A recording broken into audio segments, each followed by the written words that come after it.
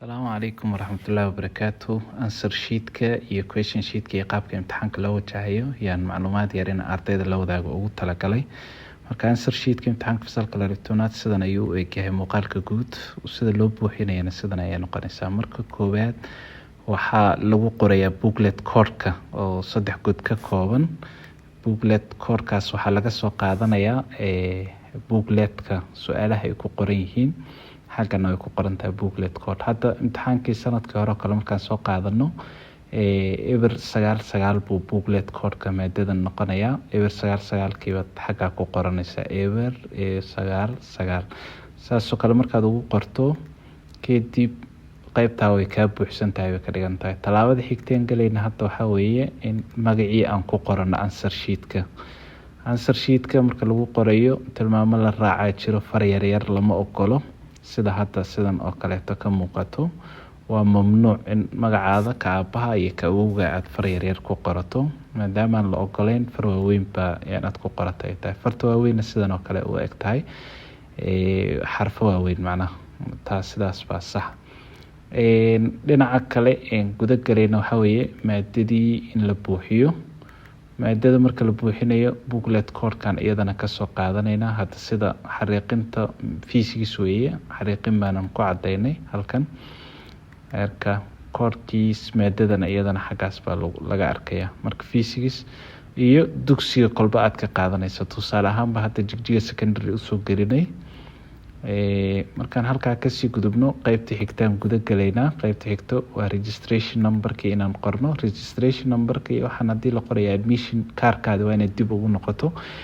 Admission card-ka qaybtan buu kaga yaalaa marka registration number-kan hadda tusaalahan u soo qaadanay waa eber 625 marka school code baa isagana jiro oo eber 5 eber 3 eber 1 24 isagana u dhigan.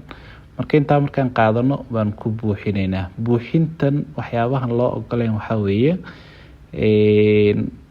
tira kaliya un lama qorayo xagan waa in eber marka la dhaho eberkii la madoobeeyo qaabkaas baa saxa. Qaabka saxda ana waa sidan hadda registration number-ka eber marka tiri eberkii baad madoobeyn 6 marka dhahdo 6da markay la siman tahay madoobeyn 2 marka la dhaho 2 saasoo kale. School code-ku wuxuu ka kooban yahay deegaanka oo eber 5 oo aan nahay deegaanka 5aad ama kilka 5aad zone-ka hadda jigjiga kale hadii la dhaho gobolka Faafan waa eber 3 school type-ka waa eber 1 waa dugsi sare maadaama uu yahay. School number-kana waxa weeye 21 marka 21kii 2 iyo 1 maadaama la qorayo labada halkan aad madoobeyn halkana sidoo kale halkan. Qaybta xigteen galayna waxa weeye booklet code-ka iyo subject code-ka intan waxaan ka soo qaadanaynay booklet code-ka marka eber 99 maadaama ay tahay waxay la mid tahay tii aan ku bilownay maadadana code-keedana waa eber 4 oo physics tilmaamaya. Sidaas oo kale wada iyadana xagan hoose aad u madoobeyn. qaybta hadda aan galayno waa qaybta su'aalaha jawaabahoodana sidan bay u egtaa muuqaal ahaan. Su'aalaha waxaa ilaa 160 bay socdaan laakiin maado walba su'aalahay ka kooban tahay bad ku joojin 50 hadii la dhaho 50 baa lagu joojin 55 hadii la dhaho 55 baa lagu joojin. Marka booklet-kaadi waa inaad raacdo guideline-kiisa. Booklet code-ka waxaa ku qoran sida hadda aad arkaysaan qaybta koobaad tilmaamo guud buu bixinayaa. Booklet code-kan wuxuu ka kooban yahay maadada physics-ka examination code-ka ama code-ka muxuu ahaa maadadan waa eber 4 booklet code-kuna eber 99 buu noqonayaa. tilmaan saas aad ku yara qoran marka godadka aad madoobeynaysa answer sheetka saas bay ku noqoni. 50 su'aalood buu ka kooban yahay imtixaanka ba hadda qoran. qalin pencil waa inaad isticmaasho. Pencil waa qalin qoriga inaad isticmaasho oo ku madoobeyso jawaabaha. Sidoo kale su'aal walba hal jawaab bay leedahay. Jawaabta saxda ah inaad ka doorato waa loo baahan yahay. qalinka madoobeyn fiican baad u isticmaalaysaa oo madow saacada lagu ogol yahay waa 2 saac inaad maadadan aad kaga shaqeyso su'aalaheeda adoo raacay tilmaamaha. wax kasta oo isku day qish ahna wuxuu sababi karaa in hoolka imtixaanka laga saaro ama dhibcihii oo dhan aad heli lahayd iyadana eber u ka dhigo. sidoo kale line-ka u hooseeya booklet code-ka bogiisa kore waxaa ku qoran inaadan bogan rogin aada bilaabin macnaha ilaa lagaaga ogolaado mooyeen. Marka waad sugaysaa marka imtixaan ilaaliyuhu uu ku dhaho bilow markaas inaad bilowda yaa fiican. jawaabaha sidan baa iyada loo madoobeynaya si siman oo aan laga dhexbaxayn xarfiyi waa inay kugu madowdahay. waxyaabahan la ogoleyn marka la saxayo kale waxa weeye aad su-aasha koowaad oo kale in yar unbaa madow la mariyay lama ogolo. waa inaad la sinto geesaha eeda ay la siman tahay. sidoo kale c haddaad dooranayso inaad b-da soo dhex gasho maaha ama d-da aad dhex gasho waa khalad.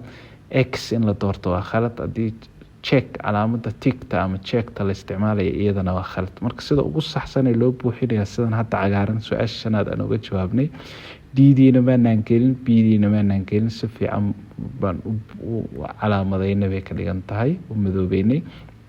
fariimaan idinla wadaagayna yaa jiro waxyaabaha uu xaqa u leeyahay ardayga xilliga imtixaanka la qaadanayo waxaa weeye kow ardaygu jaamacadda dhexdeeda waa inuu ka helaa cunto daaweyn furaash iyo barkin.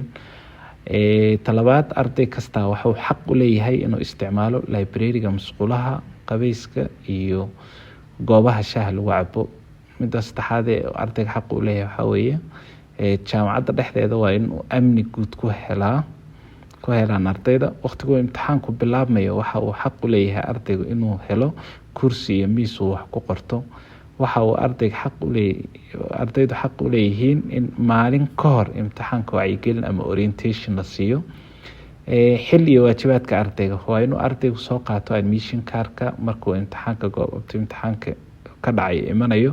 waa inuu arday kasta marka uu imanayo jaamacaddu wata aqoonsiga ardaynimo ama aqoonsiga deganaansho mustaqiyya teesara cid walba se u taqaano. arday kasta waxaa xaq loogu leeyahay in baadhis dhammaystiran lagu sameeyo. arday kasta waxaa ka mamnuuc ah inuu xerada jaamacadda dhexdeeda iyo fasalada la soo galo alaabta ka mamnuuca ah.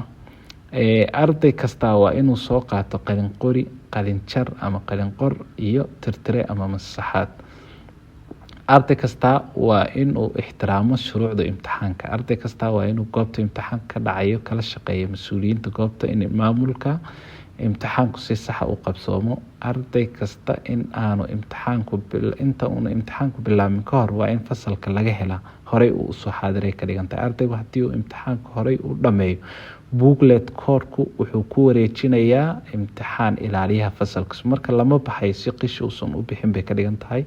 waa inuu ardayga marka uu imanayo jaamacadda lagu qoray waa inuu soo qaato go buste iyo harqad ama galka barkimaha. waxyaabaha loo ogolyahay ardayga waxaa weeye cuntooyinka qalalan inuu horey usoo qaadan karo. boorsada dharka ama tan gacanta dharka ee caadiga iyo kuwa kabaha lagu rito lacag buu soo qaadan karaa. waxyaabaha qabeyska ama mayrashada sida saabuunta jirka shaambada iyo kareenka jirka iyo wixii lamid ah isagana uu soo qaadan karaa. waxyaabaha mamnuuca ka waxaa weeye wax kasta oo cod lagu duubi kara ama wax lagu sawiri karo sida qalabka muuqaalka duuba iyo fariimaha gudbin kara. mobile ipad tablet computer laptop flash iyo hard disk kuwaana lama ogolo. wax kasta oo maandooriye ah iyadana lama ogolo.